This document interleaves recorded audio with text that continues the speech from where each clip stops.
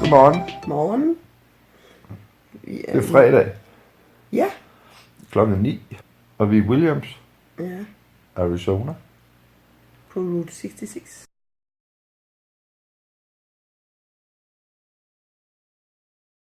Så vi kørte næste morgen igen, og så var der ballonfestival. Ja. Så vi så vel 1000 balloner. Ja, det var Luftballoner. vanvittigt. Så flot. Hele vejen ud af byen, der kunne vi se de luftballoner, der bare røg op.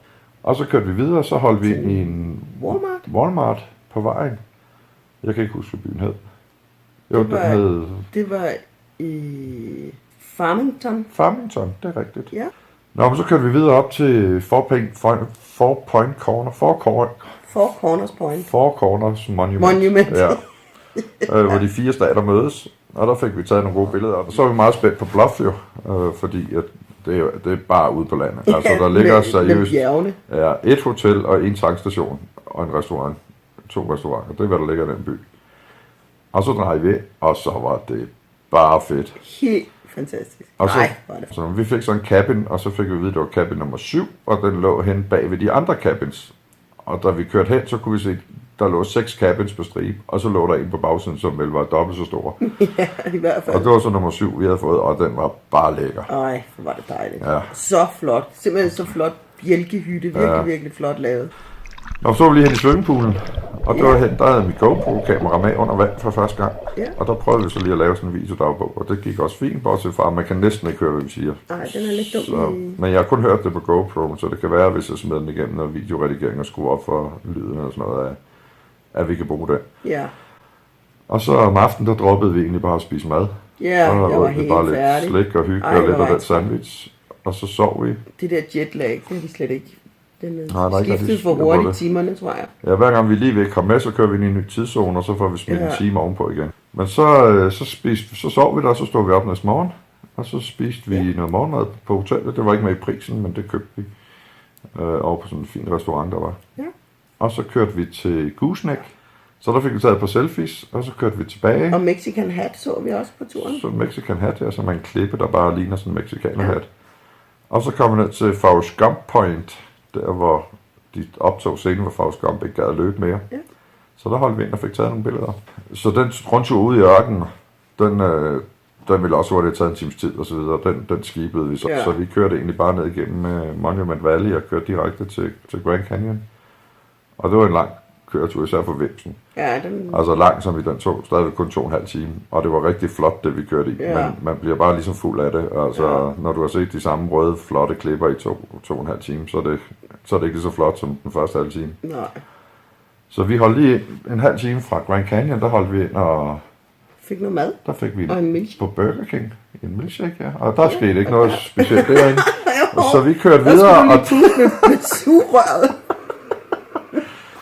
Vimsen hiver altid den ene ende af papiret på sugerøret og puster det i hovedet på mig, og det hun gjorde lige siden vi lærte hinanden at kende. Og så tænkte jeg, nu skulle det være. Så det gjorde du. så ramte du lige over min skulder, og så op til ham manden, der sad bagved. Og så landede den lige hans kaffe. Og så kunne man bare høre dig. Ej! Og så hopper den ned i stolen. I'm so sorry. Jeg vidste ikke, at man havde en gøb i lommen.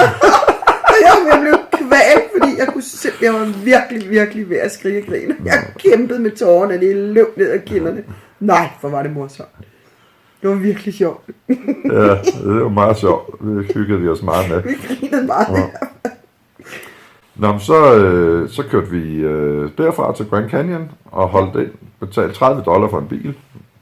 Nu er så mange der i den. Og så kørte vi ind og holdt ind de første 2 steder. Og så sprang vi et par steder over, og så holdt vi ind et par steder mere, og så fik vi taget nogle selfies.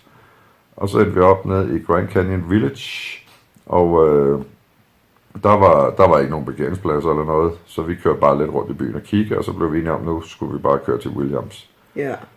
Og det tog en tid. Når vi kom frem til Williams, og så lå vi også bare lige og flade af et par timer, og så gik vi op i byen, og gik ned og hos et sted, der hed Rod Steakhouse.